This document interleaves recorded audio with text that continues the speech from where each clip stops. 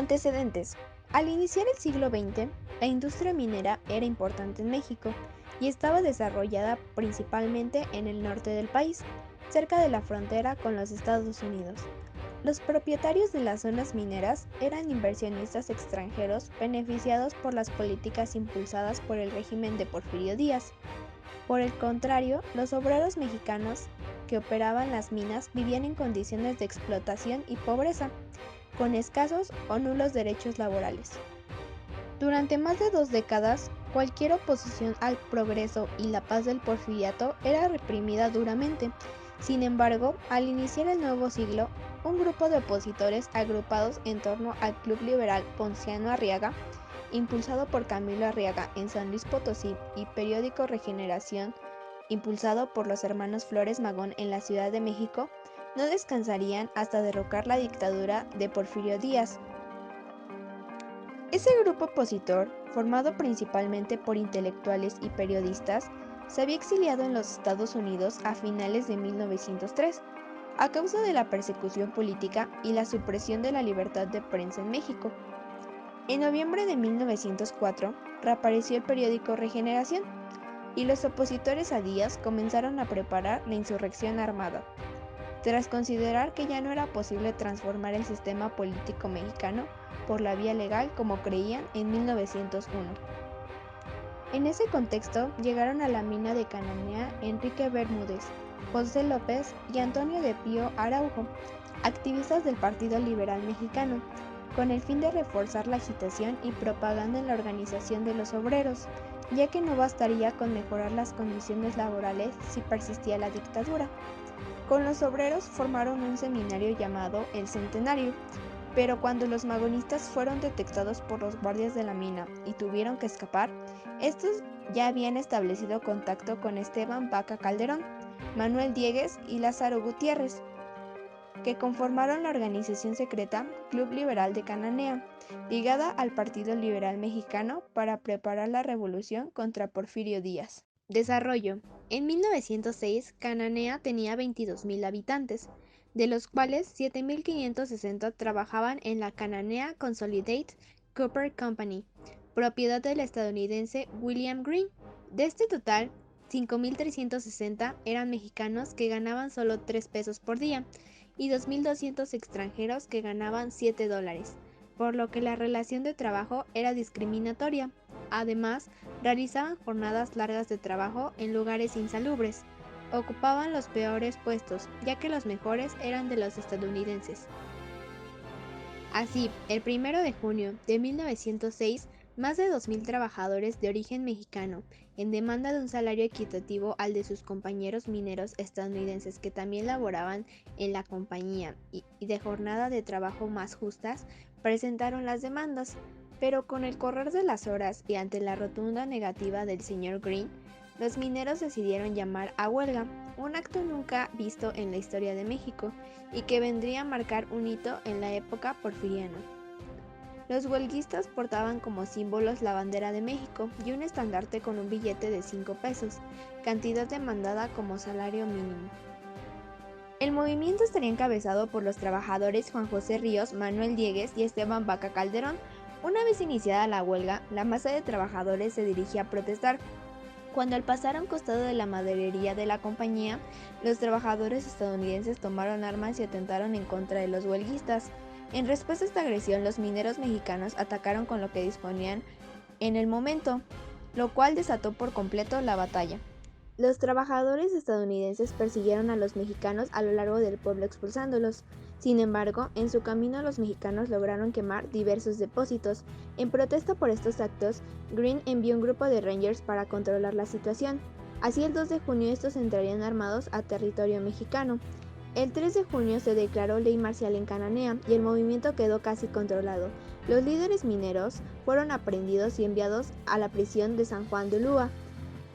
Finalmente, el saldo que arrojaron las 2 jornadas de lucha fue de 23 muertos y 22 heridos.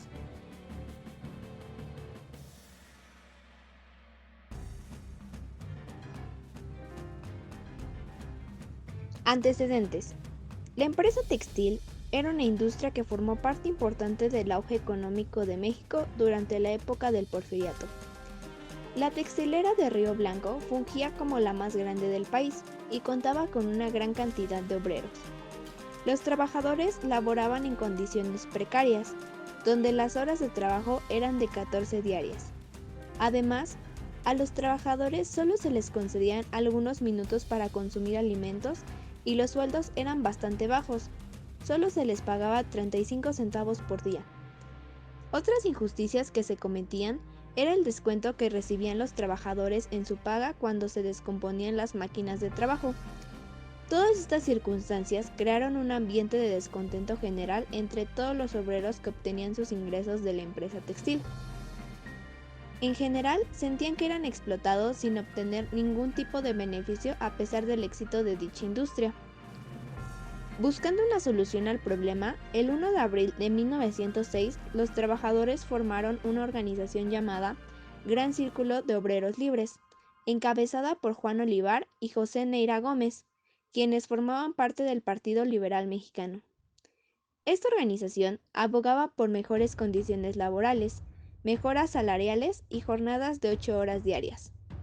Esta misma organización fundó un periódico llamado Revolución Social, mediante el cual pudieron hacer notar las injusticias y el descontento de los trabajadores.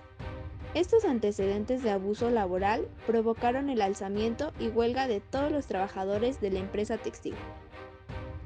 Intentando ser escuchados, los trabajadores buscaron la mediación del presidente Porfirio Díaz. Aún así, el gobierno se inclinó a favor de los empresarios. El 4 de enero de 1907, el gobierno, a través de un decreto, ordenó a los obreros regresar a sus puestos de trabajo el 7 de enero del mismo año, ya que la industria textil había estado paralizada desde el 24 de diciembre de 1906. En esta orden no se hizo ningún tipo de aporte a favor de los trabajadores, ya que debían regresar a trabajar sin ningún tipo de queja y quedando prohibidas las huelgas. Por lo tanto, este decreto presidencial estuvo de acuerdo con las jornadas de 14 horas de trabajo, el mismo salario y las condiciones impuestas por cada empresa. Fue así como el lunes 7 de enero, antes que el sol se asomara al valle, sonó el silbato de la Río Blanco, y en las puertas los trabajadores enfurecidos lanzaron piedras contra las ventanas de la fábrica. El teniente de la policía montada, Gabriel Arroyo, ordenó desenvainar sables y cargar contra los amotinados, causando muertos y heridos. Los trabajadores incendiaron la tienda de Raya y liberaron a sus presos de la cárcel. Cortaron la energía eléctrica, hicieron frente a las tropas de Arroyo, obligándolas a retirarse. Triunfante la muchedumbre se dirigió a Nogales y a Santa Rosa, localidades cercanas, donde incendiaron más tiendas de Raya y casas de empeño, y con la rebelión ocuparon las estaciones ferroviarias entre Orizaba y Maltrata. El subsecretario de Guerra, Rosalino Martínez, llegó al mediodía al frente de tropas federales para restablecer el orden. Los amotinados regresaban de Nogales, cuando fueron rodeados por tropas que dispararon contra la muchedumbre inerme. No se sabe cuántos quedaron muertos en Río Blanco, pero las crónicas mencionan hasta 800 personas asesinadas. El día 8, las tropas se dedicaron a asaltar las casas en todos los pueblos textileros buscando víctimas, y frente a sus familias, los líderes Rafael Moreno y Manuel Juárez fueron fusilados. Finalmente, el gobierno de Porfirio brindó un paquete a los empresarios extranjeros afectados por las revueltas con el fin de compensar los daños que recibieron sus bienes. Y así, el 9 de enero, las actividades laborales fueron reanudadas sin ningún tipo de solución a los abusos laborales a los que los trabajadores fueron sometidos. De los 7,000 operarios de la zona, solo se presentaron 5,500.